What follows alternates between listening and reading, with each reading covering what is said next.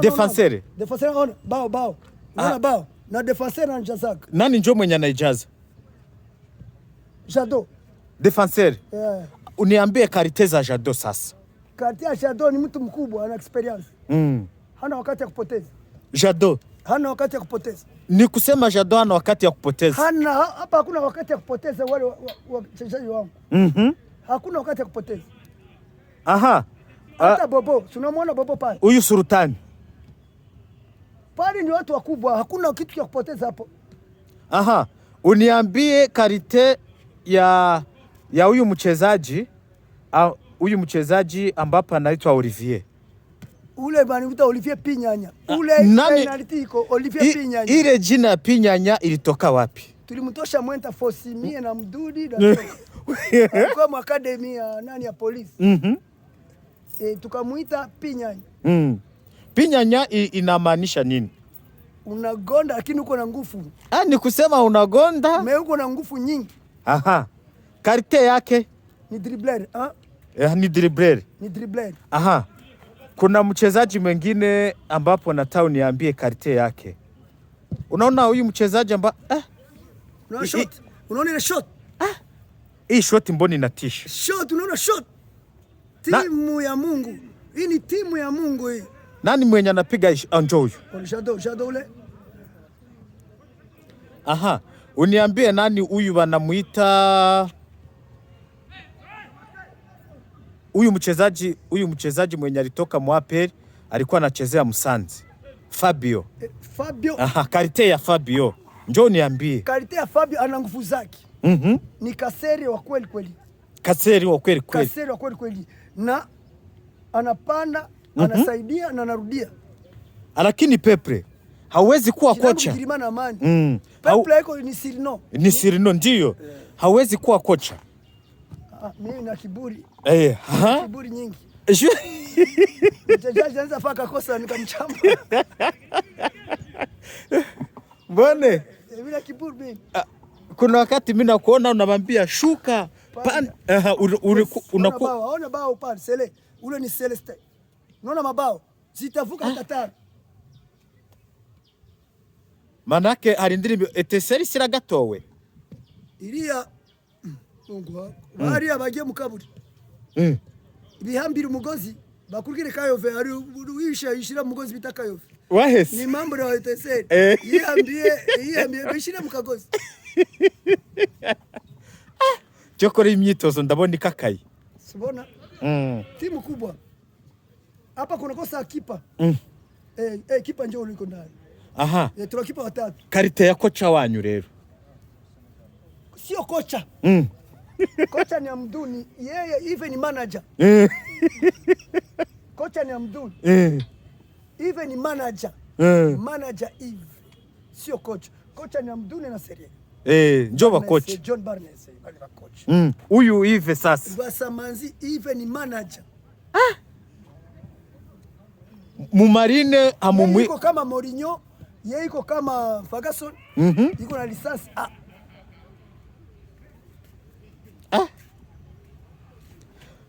Manake Mumarine hamumuite kocha hivi. Manager. Yuko na lisansi A pro. Alitosha wapi? Si masomo amesoma. Pinyanya. Doze, penalty. Suron, timu yangu iko tayari. Lakini ukisema na ile sauti wajwere wanakusikiaka. Wananipenda sana. Niko damu yao. Bao. Huyu mwenye anaikamata wanaita nani? Rene. Foro yake ni centre. Anakuwa na tire za rue. Gauche diamant. Gauche yake ni diamant. Gauche ni diamant. Foro yake ni gauche diamant. Ni kusema mashabiki wa Marine wapatie ujumbe sasa. Wako hapo. Lakini wanakatika nguvu. Mimi mwenyewe sikatiki nguvu. Hii timu inamaliza ndani. Alia Mduni si 20. Kocha. Nilikuwa mwetesele afande Filimoni akanileta kama marifu. Jua discipline nilikuwa sichambani, sifanyi makosa. Sasa hii ya kuchambani ilikuya si chambanaki. Nini discipline. Jo Marine kukuwa ndisi discipline. Unaenda kama ule Gitego. Ni ndisi. Manake ni kusema Etincelle wachunge. Bachunge sana tena. Na chakula yao mwana wapigia atatia pilipili nyingi. Wewe atapigia nani? Etincelle. Baba tilia pilipili ya mingi. Yani ibawashe kumatako. Pepre. Yes. Mashabiki ya Etincelle wapatie ujumbe nao twende. Ni ujumbe Etincelle. Mutakula chakula pilipili mingi wawashe kumatako. Njoo. Wanakusikia? Wananisikia. Na huyu yuko ndani. Mutakula pilipili ya mingi. Urusenda rwishi. Wawashe kumatako mushinde kimbi. Tia kare kanyimbo Marine FC. Aska ni jeshi. N'umukiri bakinira yabonye rouge. Wa mukongomani. Ntago muzi ngewe. Uramuzi kamwe kagufi. Kipasa. Kakipasa. Kafite rouge niko kaba organize.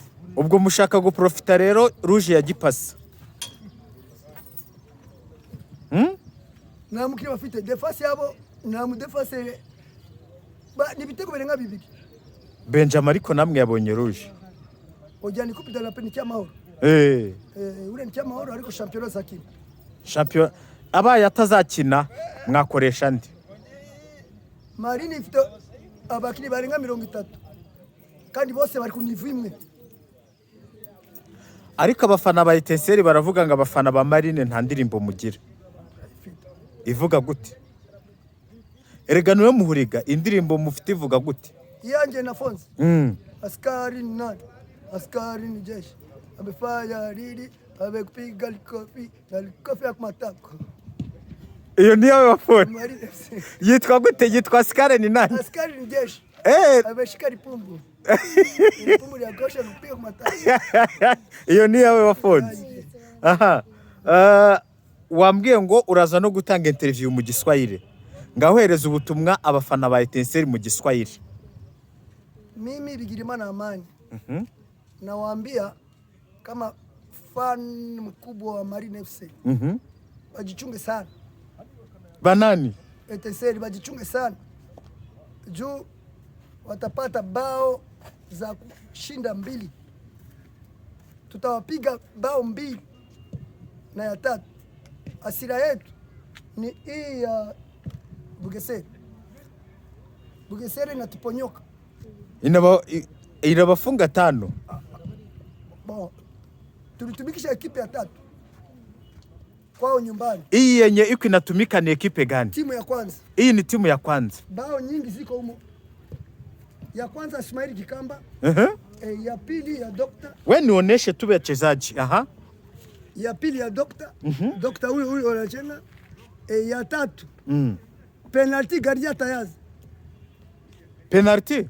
Tutapata na penalty juu ya makosa yao. Wanafanya makosa mengi. Wanafanya makosa mengi. Omari ni mchezaji gani?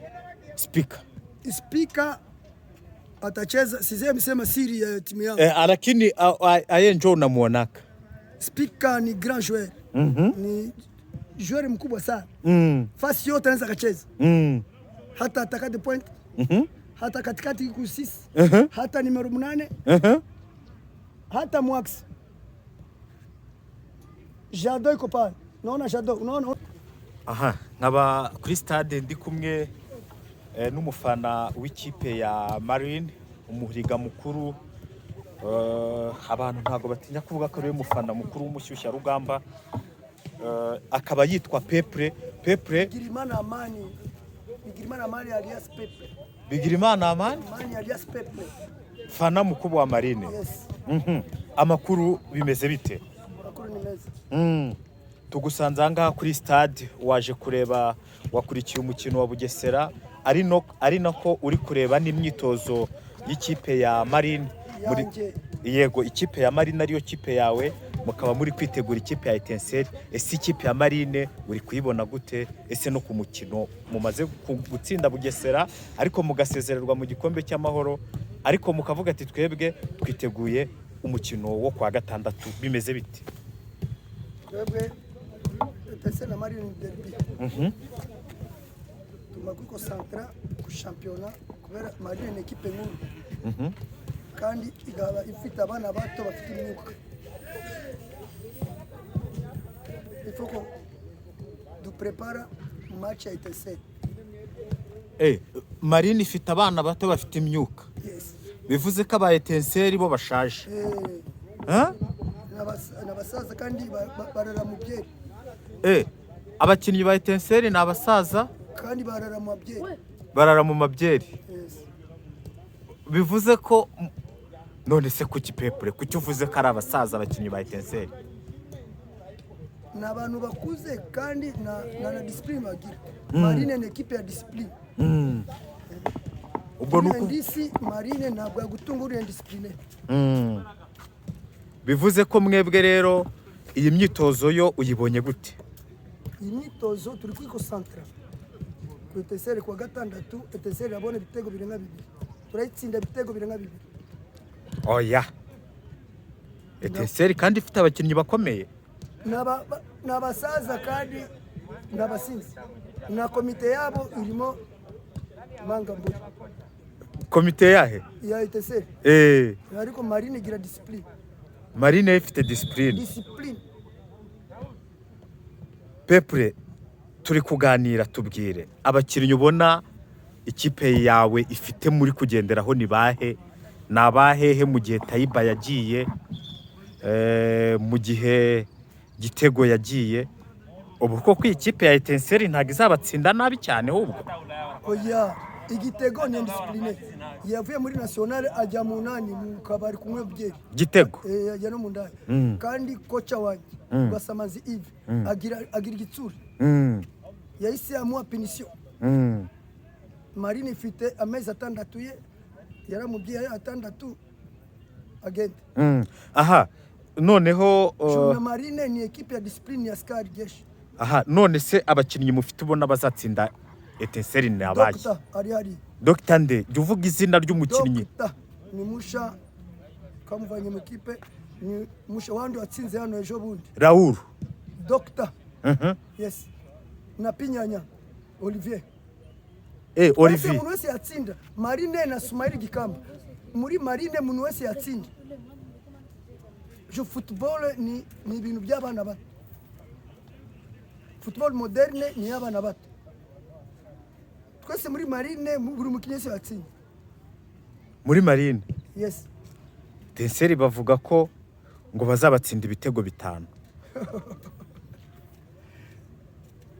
Cyambere nabwo ari gushura abakinnyi. Yego, turi kuri stade Umuganda, ndagira ngo mbereke uyu mukinnyi. Uyu ni umukinnyi ikipe ya Marine rwose bivugwa ko byamaze kurangira, akaba yaraturutse muri Cameroon. Uyu bamwita Raoul Biamungu.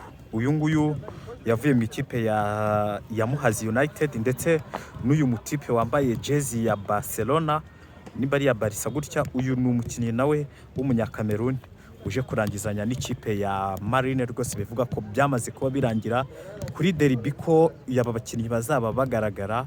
Uwo ngo bamwita Selemani. Ubona ko ikipe nkuru y'abasiniya izakinisha ku mukino wa Etincelle. Ubona ko aribwo iri gukora imyitozo. Kocha Yves ndetse na Coach Hamdoun bafatikanyije muri ikipe. Ubona ko bari gukoresha imyitozo. Ikipe yabo twavuga ko ari B imaze gutsinda Bugesera igitego 2-1 aggregate mu gikombe cy'amahoro. Ikipe ya Marine isezerewe ku bitego 5-2. Niko byagenze koko nibyo, ariko iyi Marine yo nkuru siniya yikoreye imyitozo. Ubona ko iyi Marine yo ivuga ati gahunda ni kwangamiza. Bazakina n'ikipe ya Etincelle. Marine ifite amanota 20, Etincelle ifite amanota 17. Ubona ko ni match izabikomeye. Etincelle y'abanyamahanga, ariko nanone Kipasa ntawe uhari muri Etincelle. Bivuze ko Kipasa afite, bakunda kumwita Petit Missi, afite karito dushobora kutamwemerera kuba atazakina uyu mukino. ariko Marine ubona ko ni abakinnyi kabisa, ubona ko ari abasore bashaka gukina umupira, bashaka gukina football. Uramubona hakurya Uyisaba Olivier, uramubona umuvandimwe wavuye mu ikipe ya Musanze akajya mu ikipe ya APR, bamwita Nkundimana Fabio. Uramubona Hirwa Jean Dodier. Urabona ko ari abakinnyi mu by'ukuri, ubona ko Marine yiteguye kabisa. Bavuga ati twebwe kado dushaka gutanga niyo guhereza abantu bacu, niyo guhereza abafana bacu ibyishimo, niyo guhereza abafana bacu impano. Dushaka gutanga impano imeze neza cyane dutsinda ikipe ya Etincelle. Ubwo rero ni derby kabisa ihari, ariko ubona ko hari abantu twagiye tuganira muri Marine bakakubwira ngo niyo yaba ari kit manager uri kumwe n'umushoferi bari mu kibuga bambaye umwenda wa Marine, ngo ntago bashobora gutsindwa n'ikipe ya Etincelle. Uyu mukino wambaye nimero 3 ni umusore kabisa waturutse muri Cameroon, Byamungu Laur, nguwo baherutse kumukura mu ikipe ya Muhazi United w'umurundi. Bakakubwira ko n'uyu mutaramu, abakinnyi batambaye jezi z'ikipe ya Marine n'abakinnyi bashya rwose. Ibiganiro bimaze bakubwira ko byamaze kuba finish mu ikipe ya Marine, kuba bagira gutse kuba bayerekezamo ahangaha. Ubwo nafashe igihe nza kubereka imyitozo y'ikipe ya Etincelle, ubwo ndi kubereka n'imyitozo y'ikipe ya Marine kugira ngo murebe ingene Marine yiteguye, ingene Marine iri gutegura umukino. Dore kapiteni wabo bamwita Kikamba Ismaila. Ubona ko igikombe cy'amahoro ikipe ya Marine yasa nkaho itashyizemo imbaraga zayo, kuko na Fazale umukino ubanza bakiniye i Bugesera, ikipe ya Marine yari yohereje ikipe yayo ya kabiri. Ubona ko rero bari gufokasinga kuri iki, bari gufokasinga kuri izi ntwaro, bari gufokasinga kuri izi mbunda z'imisada kabisa. Bakubwira ko iyi ariyo kipe bagomba kuba bakoresha kuri match ya Etincelle. Nguko uko gahunda rero zimeze ngaha kuri stade Umuganda. Umukino uri kuwa gatandatu kabisa ahangaha. Umukino uri kuwa gatandatu, barakubwira ngo kufa au kupona, kuko impamvu nyine banabikubwira, barakubwira ati twebwe Marine dufite amanota 20, Etincelle ifite amanota 17. Mvuze ko iri ku mwanya wa nyuma, urebye ku rutonde cyangwa kuri table, ntago naba ndi kwibeshya ahangaha. Abazamu b'ikipe ya Marine, umuzamu wa mbere Jarike ntaho hari, niwe wafashe, niwe bakoresheje kuri iyi match basezerewemo na Bugesera mu gikombe cy'amahoro. Ariko Marine yo rwose kuba ifite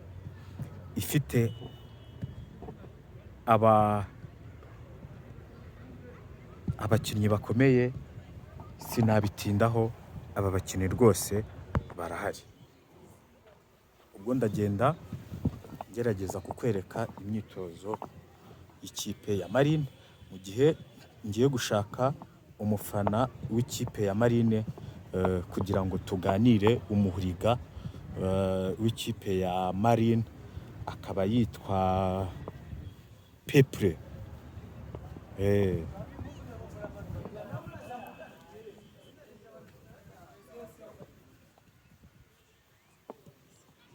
Ngiyi stade Umuganda uko iteye.